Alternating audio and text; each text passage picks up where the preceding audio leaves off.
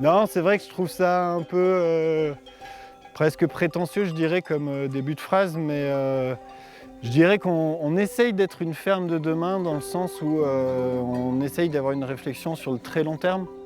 On est là pour prendre soin d'un écosystème. On n'est pas là pour plier l'écosystème à créer des productions, les productions qui vont rapporter le plus de sous. On est vraiment là pour s'adapter, écouter ce qui se passe justement sur notre territoire et voir qu'est-ce qu'il est possible de faire, qu'est-ce qu'il veut bien nous offrir en fait. Il y a aussi ce truc où on est la ferme du monde de demain, mais peut-être un peu d'avant-hier, où on recrée quelque chose de collectif. On n'a plus envie de ces fermes où les gens sont deux à gérer 500 hectares ou 1000 hectares cultivables, j'entends. Parce qu'on ne reste pas bloqué dans des schémas qui nous ont été transmis, quoi. Parce qu'on essaye d'innover, parce qu'on innove, parce qu'on essaye de s'adapter au monde de demain. C'est la ferme de demain, c'est une ferme qu'on a envie d'y vivre encore demain. Nichée à la limite du Vercors et des Baronnies, la ferme de l'EPNS, aussi appelée GAEC de Montlahuc, est une ferme qui essaie de faire différemment. Ferme d'aujourd'hui et de demain. La petite équipe qui l'a fait vivre est riche d'une transmission de ses anciens, mais aussi de ses ambitions de néo-ruraux. Je me suis plongé quelques jours avec ces aventuriers du quotidien. Comment faire différemment sans perdre ses racines, sa culture, son savoir-faire, tout en faisant corps avec le territoire. C'est ce que nous allons découvrir. Dès mon arrivée, une chose m'a frappé. Ici, le lien avec les animaux est primordial. Oh, les louloutes là, allez hop. On y va. Enfin, ça va dans les deux sens. Si tu regardes le berger, tu vois l'état des brebis. Surtout si tu regardes les brebis, tu vois l'état du berger. Donc moi, j'ai envie que mes brebis, elles soient comme moi, elles soient bien ici, elles se sentent bien.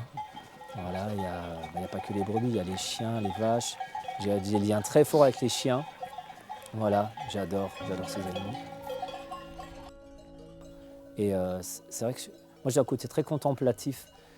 Donc moi, juste regarder des brebis qui pâturent, c'est cool.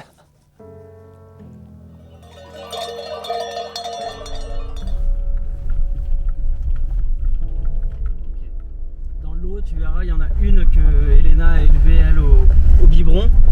Et du coup, on l'a laissée avec les génisses pour faire un peu une facilitatrice, tu vois. Quand on les appelle, elle, étoile, elle vient facilement. Et ça, c'est vraiment cool. Arriver ici et prendre donc la gestion des vaches, je trouve ça vraiment fort et je les adore ces bestioles parce qu'elles sont vachement attachantes. Un peu de grain, c'est la friandise, elles sont contentes. Yo-yo!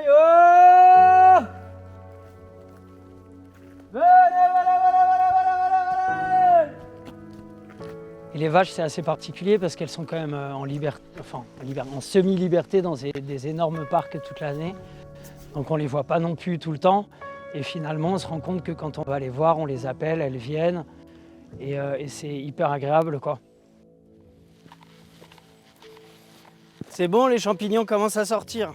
Il y en a un peu. Ça, c'est cool à l'automne aussi, hein.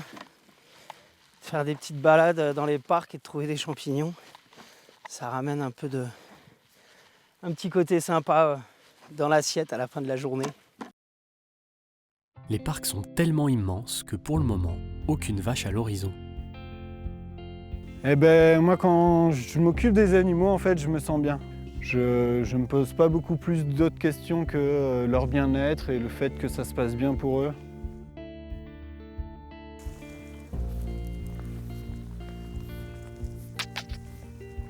En fait, à chaque fois que je la vois, j'essaye de prendre un temps pour la toucher un peu de partout, qu'elle s'habitue à ça, qu'elle se désensibilise à certaines zones qui vont être plus sensibles ou plus inquiétantes pour elle.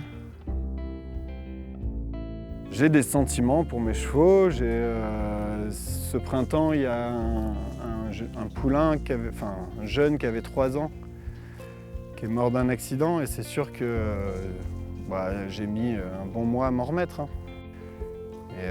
Et donc je pense qu'effectivement, je noue un lien avec eux qui va au-delà de l'élevage, c'est clair. L'élevage, c'est un prétexte pour pouvoir vivre avec eux et vivre ce projet collectif, etc. Mais c'est pas ça qui fait la nature du lien qu'on a, quoi.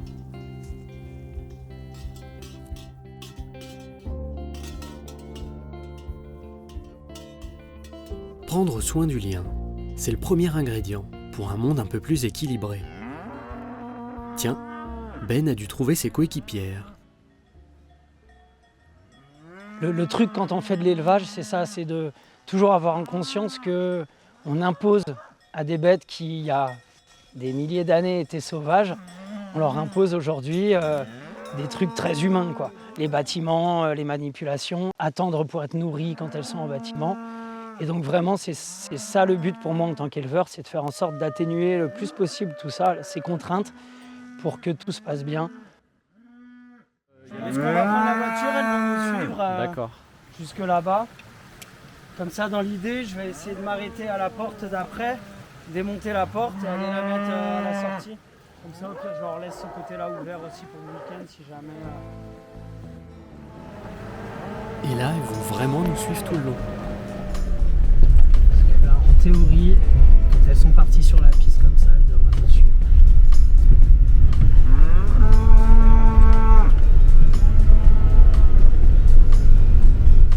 Voilà. Ouais, mais vous êtes encore bien belles les filles, hein. Au bout de 10 jours dans ce parc.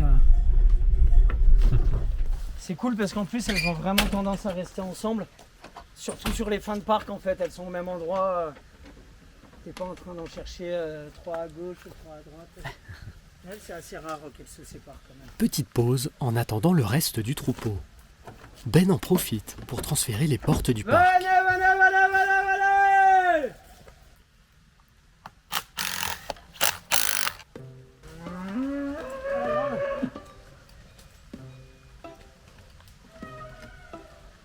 C'est l'autre dont je me méfie un petit peu. Laquelle? La blanche. La porte est fermée. On a une porte de tracteur cette année.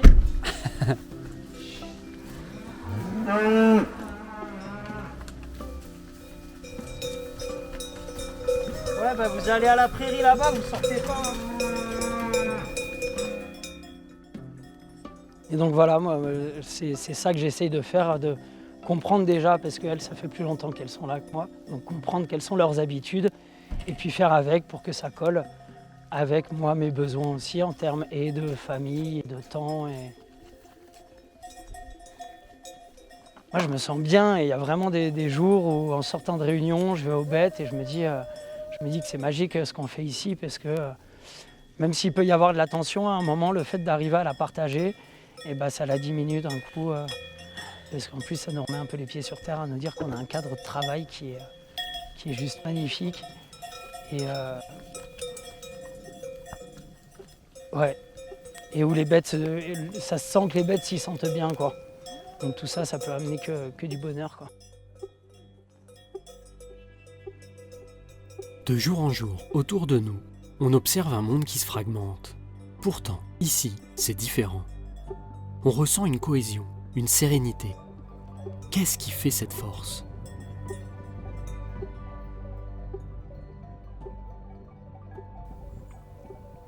Rendre hommage aux anciens, déjà, c'est son âge. Parce que le GAEC a 43 ans, pardon.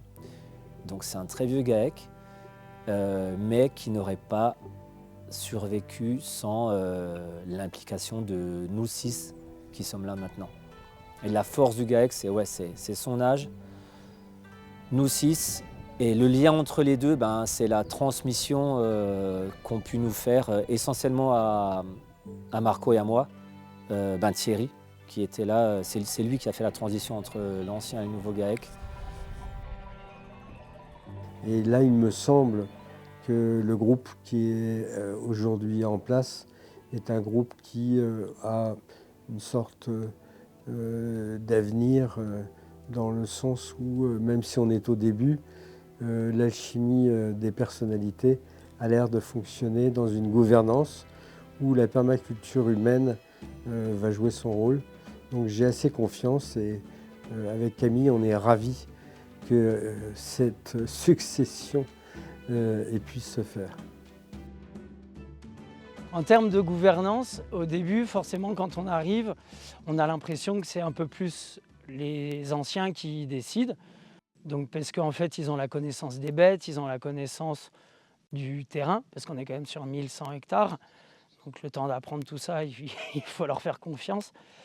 Et finalement, assez vite, je me suis rendu compte qu'on était vraiment entre gens très ouverts et qui acceptaient les changements que je pouvais proposer ou les décisions que je pouvais prendre.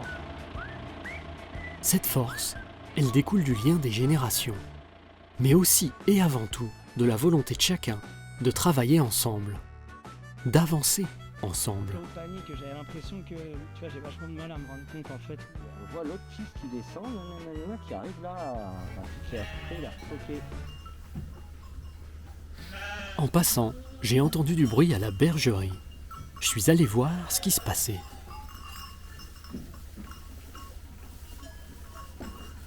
Je voudrais mettre le bouc avec elles pour qu'elles fassent leur premier bébé.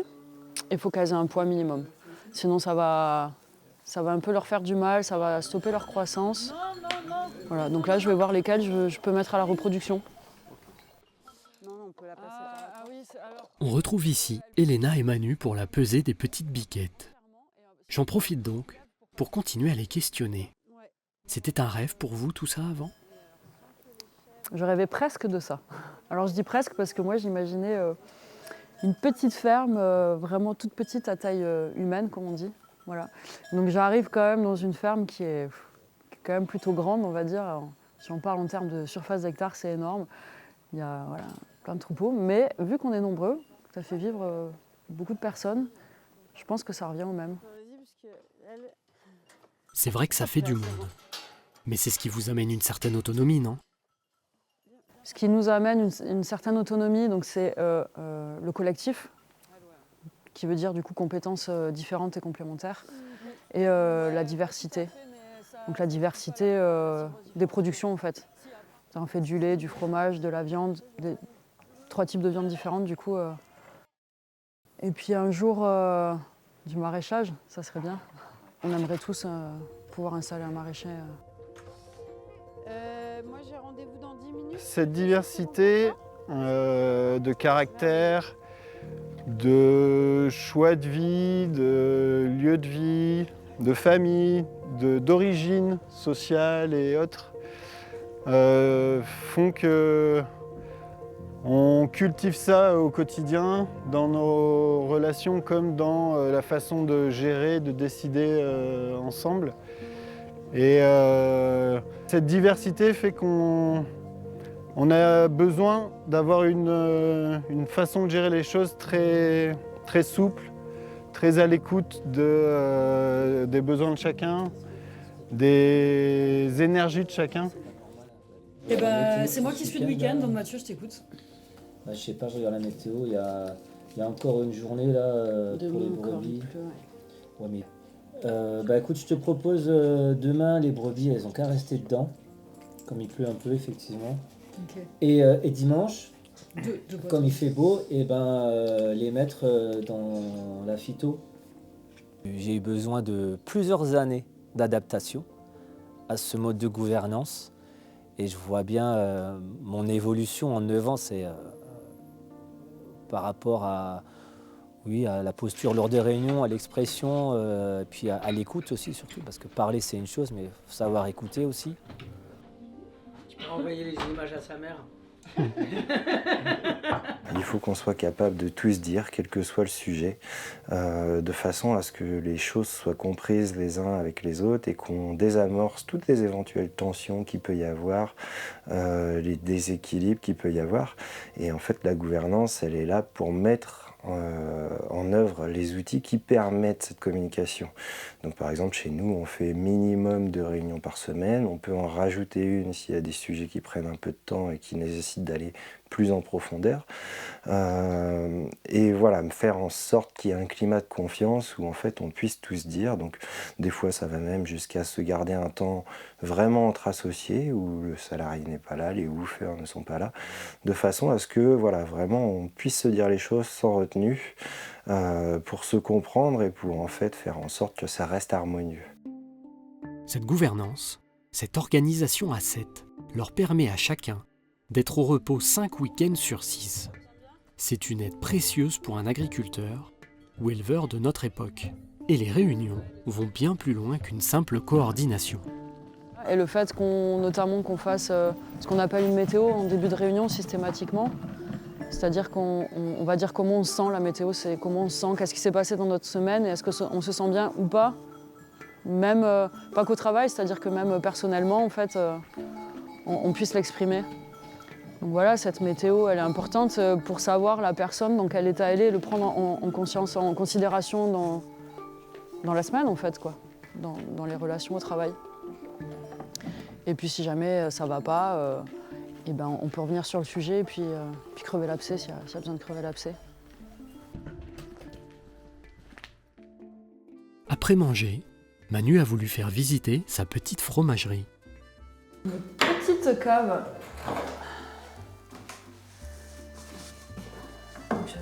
J'ai pas de lumière dedans.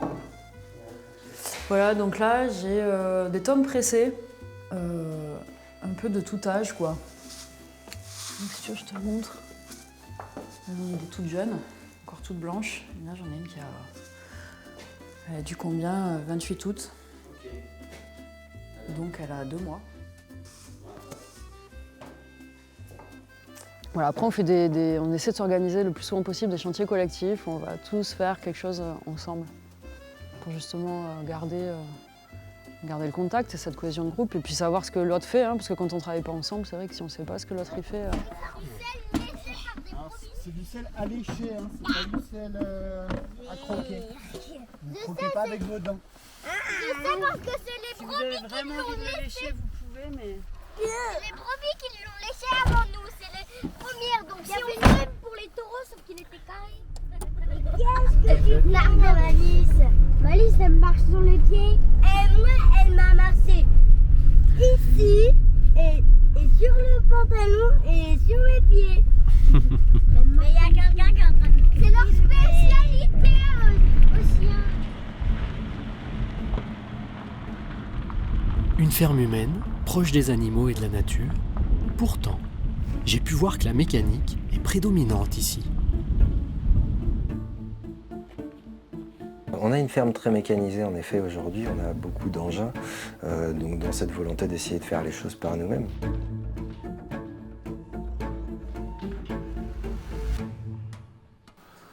Una place, je pense que c'est une place plutôt de mécanicien, mais d'un métier, on se connaît comme une famille, disons. Et je suis là pour... C'est pas pour pratiquement pour l'argent, parce que je peux gagner plus d'argent dans un garage. Mais ici, je suis bien. Je fais mes boulots tranquillement, je m'organise bien avec tout le monde, et ça y est, c'est bon. Si tu travailles dans une ambiance comme de frères et sœurs, tu vois ce que je veux dire? Il n'y a pas un patron qui t'oblige à faire ça. C'est toi qui décides pratiquement, alors c'est très important ça. Ça me plaît beaucoup ça. J'aime pas le patron moi. Et ça nous a questionné au début évidemment en tant que ferme permacole de cette utilisation d'énergie fossile.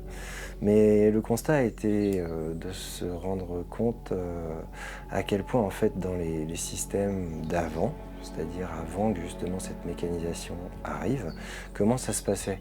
Et bien en fait, par exemple, la moisson, c'était l'enjeu pour un village. C'est-à-dire que si on ratait la moisson et que tout le monde n'y allait pas, on n'avait pas de quoi manger pendant l'année. Du coup, moi, ça a été souvent ce constat quand j'étais sur la moissonneuse, à du coup ramasser des hectares et des hectares en une journée, à se dire mais combien de temps il nous faudrait si on y allait tous ensemble? Et est-ce que les gens seraient prêts en fait à y retourner? Parce qu'on peut critiquer la mécanisation et l'utilisation d'énergie, mais le jour où tout le monde se présentera pour nous dire « Allez, on va faire la moisson tous ensemble », bah évidemment, on n'aura plus besoin de cette moissonneuse.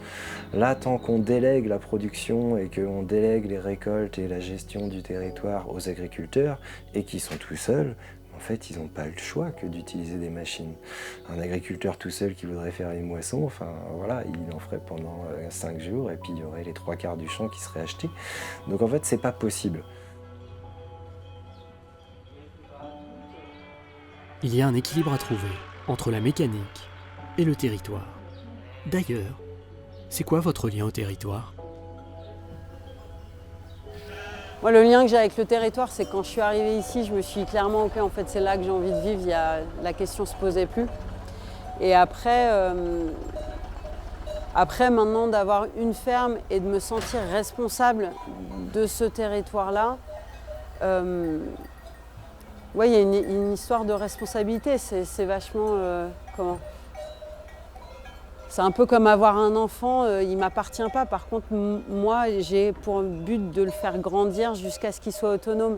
Là, il y a un peu de ça. Moi, je me sens la responsabilité de tant que je suis sur ce territoire et que je fais partie de celles qui en prennent soin. Ouais, je fais en sorte qu'il puisse redevenir autonome. Parce qu'en vrai, c'est la nature, elle est totalement autonome. Sauf qu'on a tellement détraqué le truc que là... j'ai besoin d'un peu d'aide. Du coup, ouais, mon lien au territoire, c'est le soin, avant tout, quoi.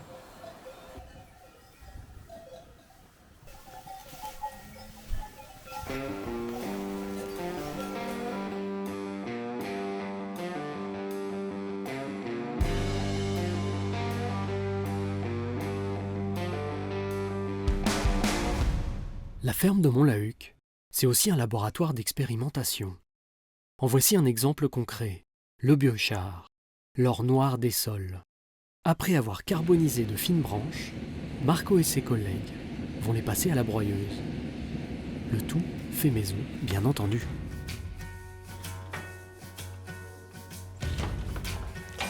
Ici, on est à la chaîne de broyage du charbon. Du coup, c'est ce qui nous permet d'obtenir les petits morceaux qu'on va charger en micro-organismes d'un côté et la poudre qu'on va donner à manger aux animaux de l'autre. Du coup, on a essayé de faire en sorte de créer quelque chose que tout le monde puisse créer, dans la même démarche que pour le four. L'idée est que les agriculteurs se mettent tous à faire du biochar. Donc en fait, on est parti d'abord sur un aplatisseur à grains, tout bêtement, qui est sur prise de force avec le tracteur, dans lequel on vient directement envoyer les morceaux de charbon qui sortent du four. Et c'est lui qui, en tournant, va broyer et nous faire tomber la poudre et les morceaux. Cette poudre et ces morceaux, ils finissent dans un ancien tarare. Donc c'était les machines qui servaient à trier la semence dans les fermes. Il y en a normalement un qui traîne dans quasiment chaque cour de ferme. Et en général, on ne sait pas trop quoi en faire. Donc on l'a un tout petit peu modifié. On a mis un petit moteur de machine à laver pour éviter d'avoir à tourner la manivelle. Et puis on a juste coupé en fait le vent qu'il y avait à l'intérieur, on a supprimé les pales et puis mis des plaques pleines qui permettent de faire glisser la poudre plutôt que ça passe au travers. À la base, on essayait de nettoyer la semence, donc d'enlever la poussière. Nous, la poussière, elle nous intéresse.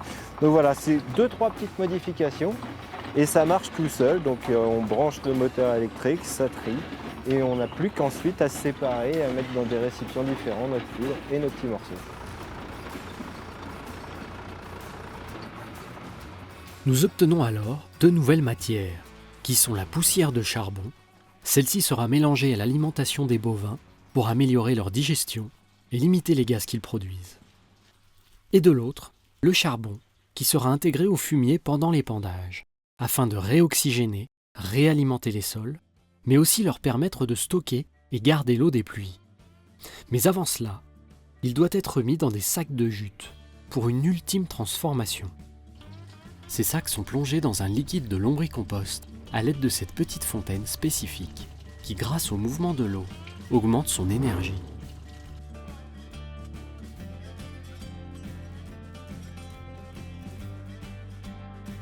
On viendra ensuite chercher ces sacs et ces sacs on viendra du coup répartir dans nos cordons de fumier. Ça va travailler, les bactéries vont manger la matière organique du fumier, commencer à travailler et à se développer, donc il y aura de plus en plus de bactéries. Toutes les 20 minutes la population de bactéries elle double et du coup quand on mettra notre fumier composté dans les champs, il y aura en même temps l'habitat, donc grâce au biochar, de ces micro-organismes. Et surtout, tout notre compost il sera extrêmement chargé en vie. Et on le mettra directement avec l'épandeur à fumier, donc pas une opération en plus pour mettre ce biochar. La ferme de demain, c'est la ferme du soin. Le GAEC de Montlahuc nous réserve encore plein de secrets. Une structure éducative, car elle est la ferme de l'EPNS. Elle est une structure culturelle, avec ses événements et spectacles.